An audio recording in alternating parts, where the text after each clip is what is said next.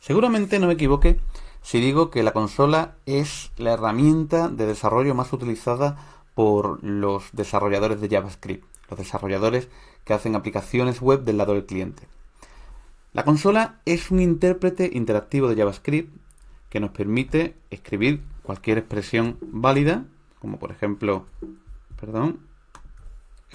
esta, o cualquier sentencia válida, como por ejemplo esta.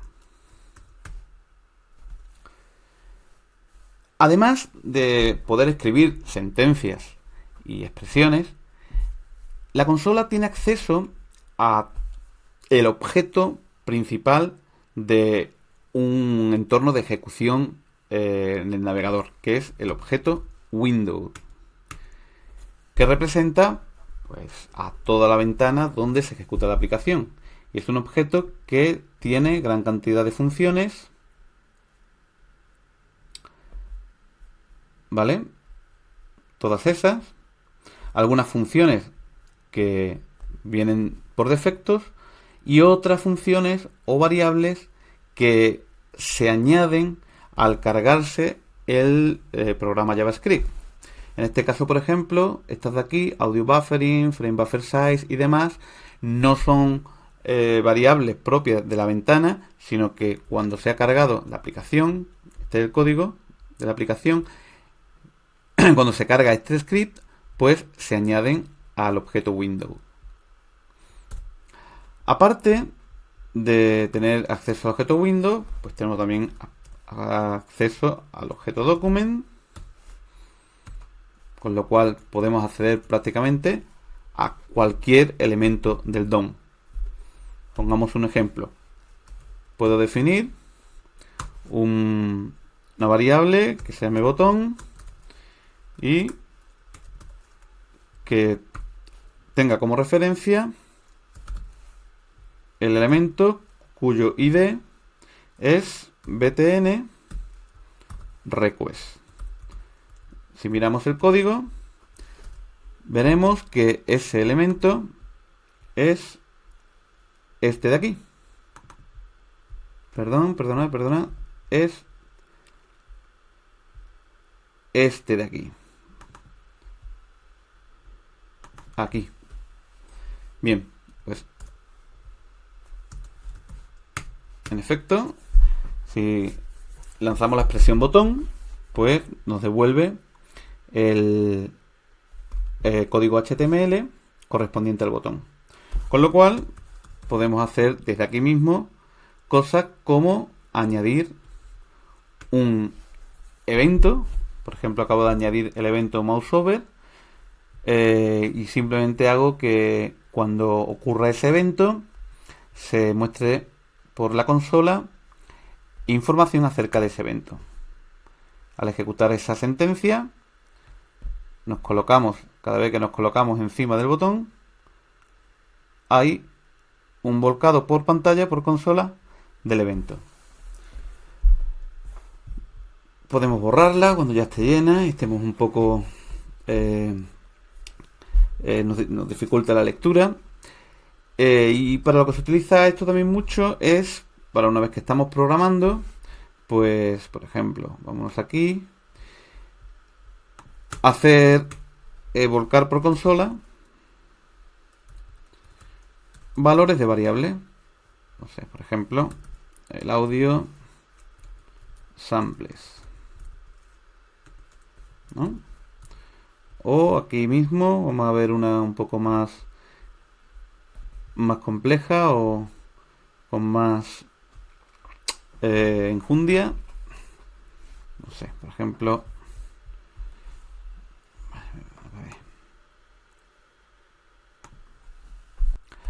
para algo que se utiliza también mucho en la consola es para volcar por la propia consola el valor de variables que queramos ir monitorizando en nuestro propio código.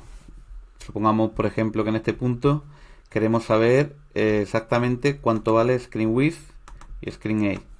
Pues podríamos poner aquí directamente console log screen height, por ejemplo, ¿no?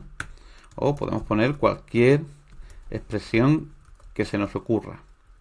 Como podéis suponer, esto es algo muy útil para el desarrollo. Si recargo, ¿vale? Pues aquí tenemos las dos expresiones, las dos volcado por pantalla de estas dos líneas. La siguiente herramienta, Performance, a menos que vayas a dedicarte al desarrollo de videojuegos o animaciones que necesiten un uso intensivo de la CPU, no le darás demasiada utilidad, pero es una herramienta bastante interesante. En este caso, que tenemos una consola, la emulación de una consola, vamos a ponerla a funcionar de nuevo, podría ser bastante útil esta herramienta si, por ejemplo, vemos que en algunos momentos la aplicación se queda como paralizada o hay algunos problemas de rendimiento.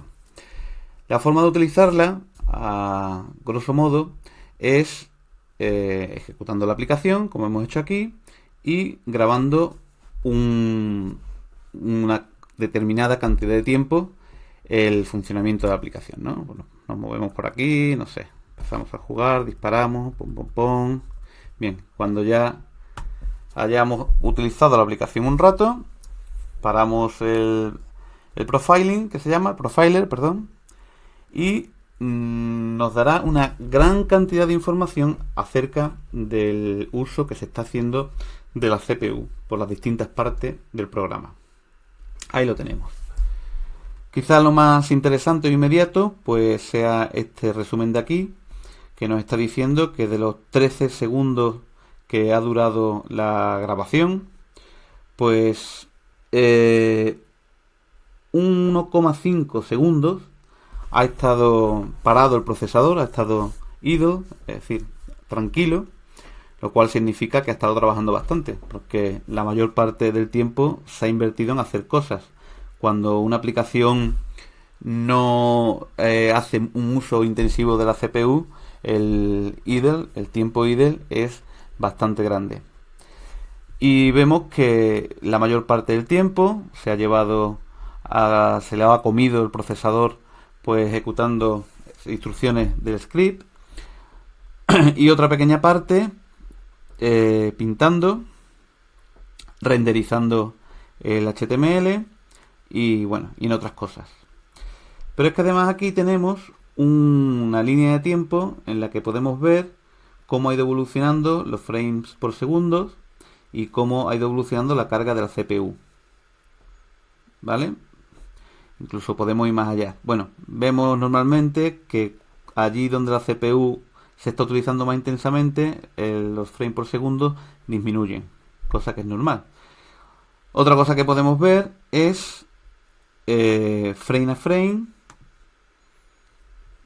qué duración ha tenido cada frame, cuál ha sido los frames por segundo que ha conseguido la animación o el entorno de ejecución de JavaScript ha conseguido dar a la animación, y el tiempo de CPU que ha consumido. Ahí vemos, por ejemplo, que es 38. Como vemos, se mantiene bastante bajo, porque en realidad una animación se supone que empieza a ser de calidad cuando alcanza en torno a los 60 frames por segundo. Sin embargo, bueno, pues aquí es suficiente, puesto que a partir de 25 frames por segundo ya el ojo humano pues empieza a tener sensación de continuidad, pero podemos decir sin temor a equivocarnos que hay un consumo de CPU por parte del emulador bastante intenso. La siguiente herramienta se trata de un navegador que nos permite explorar por las fuentes de todo el código que se haya cargado en el navegador. Código HTML, como en este caso, código JavaScript, como aquí, o CSS. Pero la principal ventaja que tiene, o la principal utilidad que tiene esta herramienta, es el depurador. Y es precisamente por eso, por lo que junto con Console se trata de la herramienta de depuración más utilizada a la hora de desarrollar programas, aplicaciones JavaScript. Veamos cómo funciona el depurador. La idea del depurador es que podamos estudiar el funcionamiento del programa línea a línea, controlando la ejecución manualmente. Una imagen vale más que 1000 palabras y veamos cómo funciona. Supongamos que queremos ver cómo la evolución de esta función, ¿no? La evolución del código a partir de este punto. Entonces colocaríamos, haciendo clic sobre la línea, lo que se llama un punto de ruptura, punto de parada o en inglés breakpoint. Esos puntos de ruptura se van señalando aquí. Puedo señalar varios, por ejemplo, supongamos que queremos poner uno aquí y el siguiente lo queremos poner aquí. Bien. Ejecutamos la aplicación, la recargamos y cuando se llegue a ese punto, la aplicación se queda parada. Se queda parada y además aquí tenemos información sobre las variables locales que se han cargado. Por ejemplo, el Canvas ID, Path, Request y las variables globales también, que en este caso es únicamente Windows, que corresponde con la variable local this. Bien. Si queremos ir a la siguiente línea, o bueno, el control del programa se lleva a cabo mediante estos botones de aquí. Este primer botón sirve para tirar hacia adelante hasta el final o hasta que se encuentre un nuevo punto de parada, un nuevo breakpoint.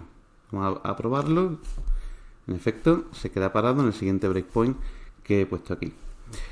Este de aquí sirve para ir a la siguiente línea sin introducirnos dentro de la función que se vaya a ejecutar, en caso de que estemos ejecutando una función, ¿vale?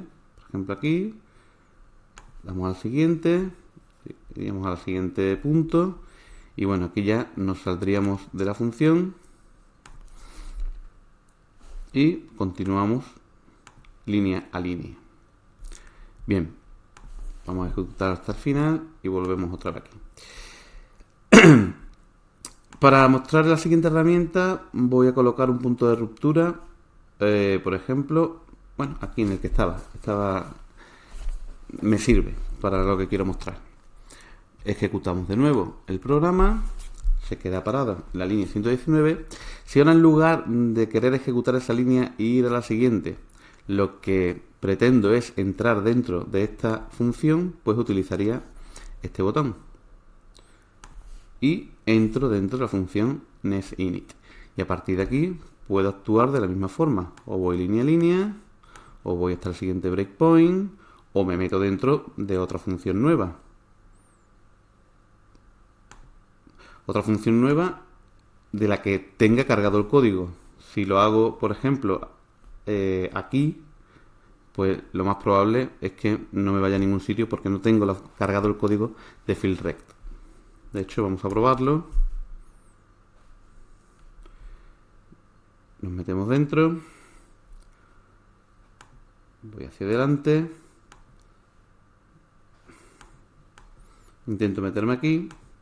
Y no me deja sencillamente porque el código de FieldRect no lo tengo disponible. Forma parte de la API del entorno de ejecución de JavaScript. Bien. El siguiente botón sirve para lo contrario. Es decir, una vez que estoy dentro de una aplicación, si ya he recorrido varias líneas y ya estoy conforme y no quiero seguir ejecutando código de esa función y quiero salirme a donde estaba antes, pues le damos aquí y volvemos a la línea siguiente a la que habíamos utilizado para entrar dentro de la función. Otra cosa bastante útil es el control de los breakpoints mediante esta pestaña de aquí. Supongamos que tenemos distribuido varios breakpoints por el código, que además los breakpoints pueden estar colocados en distintos ficheros. Yo los voy a colocar aquí 3 de forma más o menos al voleo con objeto de demostrar lo que quiero demostrar. Y bueno, todos los breakpoints que voy colocando se van añadiendo a esta lista de forma que yo puedo deshabilitarlo o habilitarlo a voluntad. Y eso me va a ofrecer un gran control sobre el flujo que quiero ir, que voy descubriendo a medida que estudio el código con esta herramienta. De la misma forma que puedo habilitarlo o deshabilitarlo, pues también puedo directamente eliminarlos. Si quiero eliminar todos los breakpoints, pues con esta herramienta de aquí los eliminamos. Los deshabilitamos, perdón, no se eliminan, sino que se habilitan. De nuevo, pulsando la herramienta, vuelven a habilitarse todos del tirón. Bien. También se pueden eliminar pues usando el menú contextual, es decir, pulsando el botón derecho con la tecla control y ratón, y clic en el botón izquierdo. Y bueno, pues aquí tenemos más control sobre qué es lo que podemos hacer, como eliminarlos, desactivarlos, etcétera, etcétera. ¿Vale? Por ejemplo, desactivar todos los breakpoints. Perdón, eliminar todos los breakpoints y los elimino. Bien. La otra cosa importante acerca de la depuración es que a medida que voy recorriendo el código, no solamente voy viendo por dónde va pasando, sino que además tengo información sobre el valor que van tomando las variables. Lo puedo ver aquí directamente, te lo muestra él mismo, o si se trata de alguna variable, de algún objeto que es muy complejo y no cabe aquí bien, nos podemos colocar encima, ¿vale? O incluso podemos verlo aquí, en esta pantallita de aquí. Y por último, aunque hay algunas hay más utilidades que conviene pues jugar y practicar bastante con esta herramienta, indicaré otro elemento bastante útil, que es la pantalla Watch, que permite añadir expresiones que van evaluándose a medida que los elementos de esa expresión va tomando valor. ¿Qué quiero decir con esto? Yo puedo ir visualizando. Watch significa ver una variable concreta, pero bueno, eso ya lo tengo aquí. Pero es que también, si me interesa por lo que sea